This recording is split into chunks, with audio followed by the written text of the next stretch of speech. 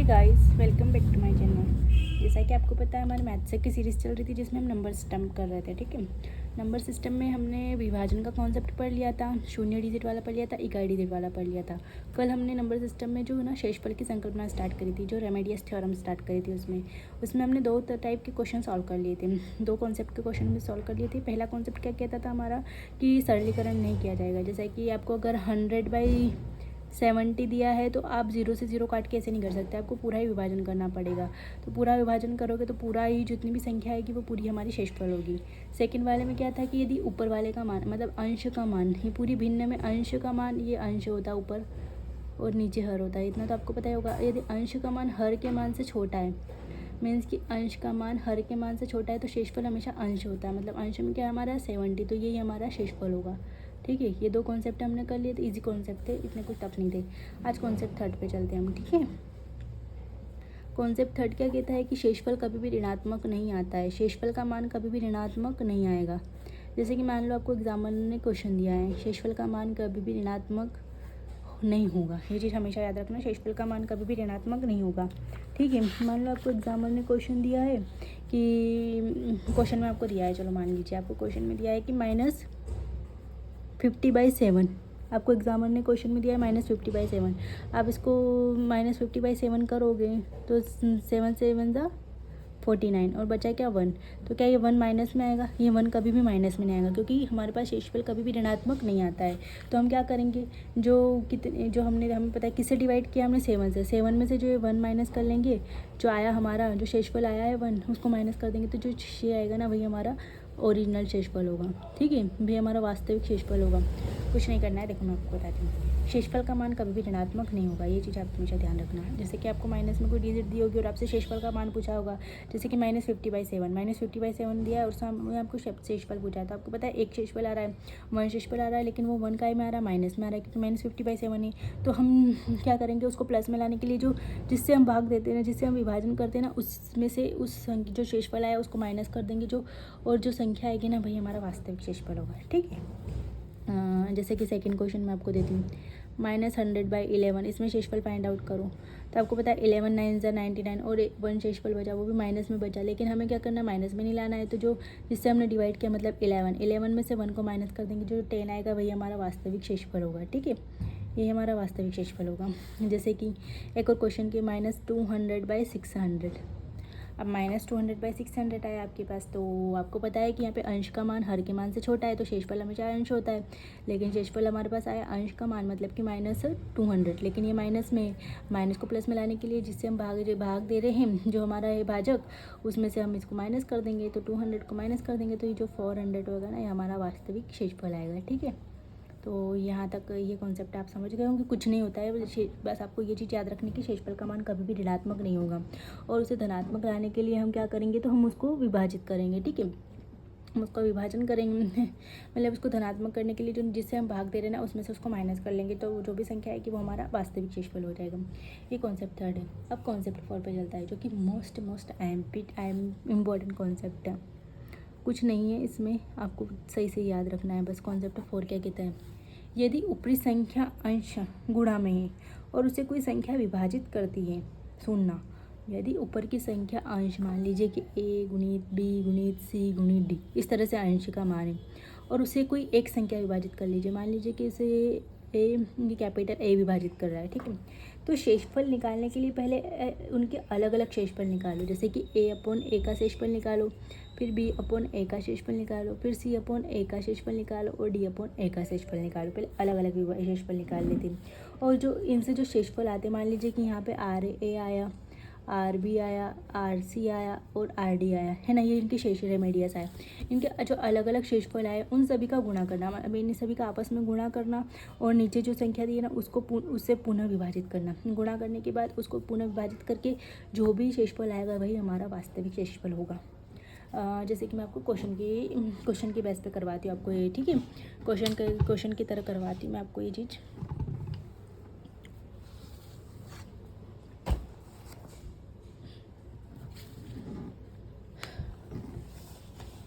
मान लीजिए आपको क्वेश्चन दिया है, क्वेश्चन के थ्रू करवाऊंगी तो ज़्यादा सही रहेगा, आपको जल्दी समझ में आएगा।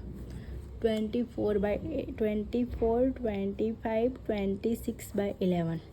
तो क्या कहता है हमारा कॉन्सेप्ट कि पहले इनको अलग अलग इनका शेषफल निकालो। 24/11 का अलग निकालेंगे, 25/11 का अलग निकालेंगे, 26/11 का अलग निकालेंगे। तो यहाँ पे क्या बचा 2, और यहाँ पे क्या बचा 3, और यहाँ पे क्या बचा 4, और यहाँ नीचे भी फिर क्योंकि अलग अलग जितना भी शेषफल, क्योंकि 11 दूनी 22 के 2 शेषफल बचा, तो यहाँ 3 शेषफल बचा और यहाँ 4 शेषफल बचा। तो हमें क्या करना है, जो भी शेषफल है उनको आपस में गुणा करके फिर से उसको विभाजित करना है। तो ये 24/11, तो यहाँ पे कितना 2, जो ये 2 आया ना, यही हमारा वास्तविक शेषफल होगा। ये हमारा वास्तविक शेषफल होगा, ये जो ना अंतिम रूप से हमारा वास्तविक शेषफल क्या होगा, ये 2 ही होगा। ठीक है, इस तरह से करना है। मैं आपको एक और क्वेश्चन करवाती हूँ, चलो मान लो आपको समझ में नहीं आया हो तो। ठीक है, 19, 20, 21, 22 डिवाइड बाई 9। तो हमें क्या करना है, आपको पता है पहले अलग अलग शेषफल निकालना है सबके। अलग अलग शेषफल निकालेंगे अपन। अलग अलग शेषफल निकाला हमने, तो यहाँ पे कितना है 1, 2, 3, 4 अपॉन में फिर 9 आ जाएगा हमारा। ठीक है, फिर हमारा 9 आ जाएगा। ये कितना हो गया 24/9। अब 24/9 में कितना आएगा 18। 18 के बाद कितने बचे, 6 बचे। तो ये जो मैंने ना ये 6, यही हमारा वास्तविक शेषफल होगा। इसी तरह से आपको सारे क्वेश्चन करने हैं। इसी तरह से इसी ट्रिक का यूज़ करके आप सारे क्वेश्चन कर सकते हो। एक क्वेश्चन है, अगर मैं आपको करवाऊँ, अगर आप इस कंडीशन से भी करना चाहिए, जैसे कि आपको पता है ना कि मैंने आपको बताया था कि सरलीकरण करके करते हो। जब मैंने आपको कॉन्सेप्ट फर्स्ट टाइप के क्वेश्चन करवाए थे, कॉन्सेप्ट पहले करवाए थे, तो मैंने आपको बताया सरलीकरण करते हो। लेकिन सरलीकरण करके यदि आप इनको भी करना चाहोगे, जैसे कि यहाँ पे तो चलो ये डिजिट दिए, लेकिन अगर यहाँ पे कुछ मतलब कि जो कट रहा होगा, ऐसा कुछ मतलब कटने जैसा भी होगा, अगर आप उससे काट के लाओगे, लेकिन आपको जो लास्ट में जो शेषफल आएगा ना, उसमें जो आपने सरलीकरण किया है ना, उनको मल्टीप्लाई करना पड़ेगा। जैसा कि आपको कॉन्सेप्ट फर्स्ट में बताया था मैंने। तो इससे चाहते हो कि आप अलग अलग करके निकालना और शेषफल जो उनको आपस में मल्टीप्लाई करके, और जैसा भी हो तो आप आराम से इसको शेषफल निकाल सकते हो। अगर आप सरलीकरण बैठोगे तो अगर आप लास्ट में उनको मल्टीप्लाई करना आपस में भूल गए तो आपका आंसर पूरा रॉन्ग हो जाएगा। और एग्जामर जो है ना ऑप्शन में ऐसी चीज़ें देता है कि अगर आप मल्टीप्लाई करके नहीं भी दोगे तो वो उस आंसर को भी आपकी ऑप्शन में देगा, तो आप गलत भी आंसर करके क्लिक करके आ सकते हो। इसलिए इस तरह से करना ताकि आपका आंसर सही से आए। ठीक है, तो ये आज 2 कॉन्सेप्ट और कर लिए हमने। कॉन्सेप्ट थर्ड कॉन्सेप्ट पर मैं एक बार आपको अच्छे से रिवाइज करवा देती हूँ। देखिए, तो आपको पता है हमारे मैथ्स में नंबर सिस्टम की सीरीज़ चल रही है, जिसमें हमने विभाजन वाला कर लिया था, इकाई डिजिट वाला कर लिया और शून्य की संकल्पना वाला कर लिया था। और हम शेषफल की संकल्पना का कॉन्सेप्ट कर रहे थे, रेमेडियस थ्योरम जो की थी हमारी। उसमें हमने 2 टाइप के क्वेश्चन कल कर लिए थे, 2 कॉन्सेप्ट कल कर लिए थे। पहला कॉन्सेप्ट क्या था कि सरलीकरण नहीं करना आपको। अगर 100/70 दिया है तो आपको 0 से 0 नहीं काटना, आपको पूरे से पूरे डिवाइड करके जितना भी आए वो पूरा ही शेषफल होगा। ठीक है, और सेकेंड कॉन्सेप्ट में क्या था कि यदि अंश का मान, जैसे कि ऊपर 70 और नीचे 100, अंश का मान हर के मान से छोटा है। यदि अंश का मान हर के मान से छोटा होता है तो जो हमारा अंश होता है वही हमारा शेषफल होता है। तो ये हमारा आंसर हो जाएगा। ठीक है, अब आज कॉन्सेप्ट थर्ड पढ़ेंगे। कॉन्सेप्ट थर्ड में क्या कहता है, शेषफल का मान कभी भी ऋणात्मक नहीं होगा। शेषफल का ये चीज़ हमेशा याद रखना कि शेषफल का मान कभी भी ऋणात्मक नहीं होगा। लेकिन अगर आपको क्वेश्चन दिया कि -50/7 इसमें क्या शेषफल आएगा, तो आप 50 को 7 से ये करोगे विभाजन तो एक शेषफल आएगा। लेकिन ये एक शेषफल का में आ रहा है माइनस में, क्योंकि हमारा क्वेश्चन माइनस में। लेकिन हमें तो पता है कि शेषफल का मान कभी भी ऋणात्मक नहीं आ सकता है। तो अब जिससे डिवाइड करो, जैसे आपने 7 से डिवाइड किया, इस 7 में से इस 1 को माइनस कर लेना और जो भी आएगा वो आपका शेषफल हो जाएगा। ठीक है, जैसे कि यहाँ पे -100/11, 100/11 तो 11 9 99 और क्या बचा, एक शेषफल बचा, एक बचा। लेकिन ये क्या है में माइनस में, क्योंकि हमारा क्वेश्चन माइनस में था तो ये भी हमारा माइनस में आया। लेकिन हमें पता है शेषफल कभी माइनस में नहीं आता है। तो हमें क्या करना है, जिससे हमने डिवाइड किया, जैसे ये 11 है, इसमें से इस 1 को माइनस कर लेना, जो हमारा शेषफल है इस 1 को माइनस कर लेगा, जो वास्तविक संख्या आएगी ना वह हमारा वास्तविक शेषफल होगी। ठीक है, जैसे कि इसमें है -200/600। लेकिन इसमें आपको पता है कॉन्सेप्ट सेकंड काम करा है, क्योंकि अंश का मान हर के मान से छोटा है, तो जो अंश का मान होता है वही हमारा शेषफल होता है, आपको पता है। तो यहाँ पे शेषफल में क्या आया, तो -200, क्योंकि माइनस क्यों आया, क्योंकि माइनस में क्वेश्चन था तो -200 आया। लेकिन हमें पता है शेषफल कभी भी ऋणात्मक नहीं होता, तो हमने कैसे डिवाइड किया था 600 से। तो 600 में से इस 200 को माइनस कर लेंगे, जो 400 आएगा वो हमारा शेषफल हो जाएगा। ये हमारा आंसर हो जाएगा। तो आई होप आप ये कॉन्सेप्ट भी अच्छे से समझ गए होंगे। कुछ नहीं करना है, केवल आपको ये चीज़ याद रखनी है कि कभी भी ऋणात्मक शेषफल नहीं आएगा। तो उसको धनात्मक करने के लिए हम जिससे विभाजन कर रहे हैं, जो हमारा भाजक है, जो हमारा भाजक है जिससे हम डिवाइड कर रहे हैं उसमें से जो हमारा शेषफल है उसको माइनस करके जो संख्या आएगी वही हमारा वास्तविक शेषफल होगी। ठीक है, अब आते हैं हम कॉन्सेप्ट 4 में। कॉन्सेप्ट 4 क्या कहता है, यदि आपको अंश गुणा फॉर्म में दिया है, जैसे कि 24, 25, 26 ऐसे गुणा फॉर्म में दिया है, ठीक है, और उसे कुछ हर में कोई संख्या जो है ना उसे विभाजित कर रही है, तो आपको पहले उन्हें अलग अलग उनका शेषफल निकालना होगा। जैसे कि इसमें अलग अलग निकाल सकते हैं हम, जैसे कि ए का अलग ए से निकालेंगे तो इसमें जो शेषफल आएगा, बी का अलग निकालेंगे तो उसमें जो शेषफल आएगा, सी का जो अलग निकालेंगे उसमें जो शेषफल आएगा, डी का अलग निकालेंगे उसमें जो शेषफल आएगा। अब जो चारों शेषफल आए हैं, मान लीजिए R A, R B, R C, R D, इन आपस में गुणा कर लेंगे। आपस में गुणा करके जो भी संख्या आएगी उसको फिर पुनः इस ए से विभाजित करेंगे। जो हमारा मतलब जो हमारा भाजक दिया है क्वेश्चन में उससे पुनः विभाजित करेंगे और जो संख्या आएगी ना वही हमारा वास्तविक शेषफल होगी। देखिए मैं आपको क्वेश्चन के थ्रू बता देती हूँ। जैसे क्वेश्चन दिया आपको 24 × 25 × 26/11, इसमें शेषफल बताओ। तो आपको क्या करना है, पहले 24/11 इसका अलग शेषफल निकालना, 25/11 इसका अलग निकालना और 26/11 इनका अलग निकालना।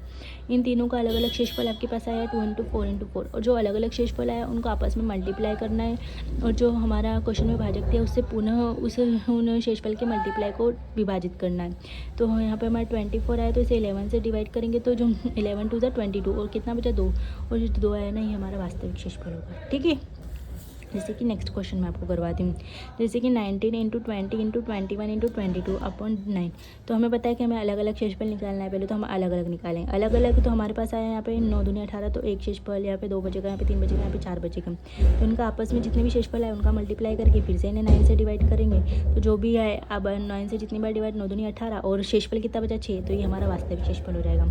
अब आप इस क्वेश्चन को इस तरह से भी कर सकते हो, जैसे कि आपको अगर क्वेश्चन दिया है कि 85, 86, 87, 88 ऐसे करके दिया है और नीचे अगर 5 वगैरह दिया है। अगर आपको लगता है कि अगर मान लीजिए कि यहाँ पे आपको क्वेश्चन दिया है 85,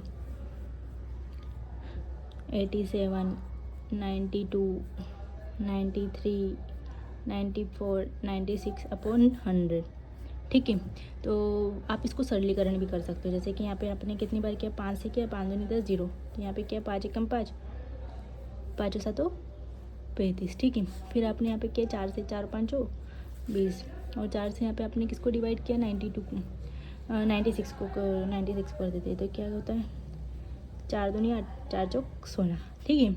24 आया।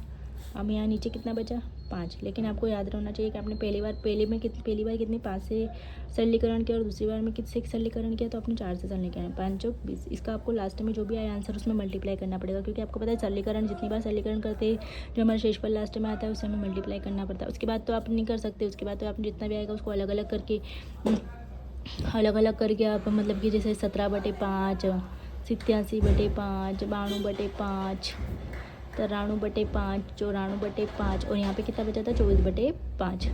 अब इनको आप आपस में करोगे तो शेषफल यहाँ पे कितना आ जाएगा, यहाँ पे 2 आएगा, यहाँ पे भी 2 आएगा, यहाँ पे भी 2 आएगा, यहाँ पे 3 आएगा, यहाँ पे 4 आएगा, यहाँ पे भी 4 आएगा, ठीक है। तो हमारे पास कितना शेषफल आएगा 2 2 2 3 4 4, अपॉन में कितना है हमारा 5 है, क्योंकि जितना भी शेषफल है उसको फिर से 5 से डिवाइड करेंगे हम, तो कितना आ जाएगा 24 × 16/5। तो यहाँ पे हमारा ये आ जाएगा 4/5, लेकिन 4 क्या है, अंश का मान क्या है हमारा, अंश का मान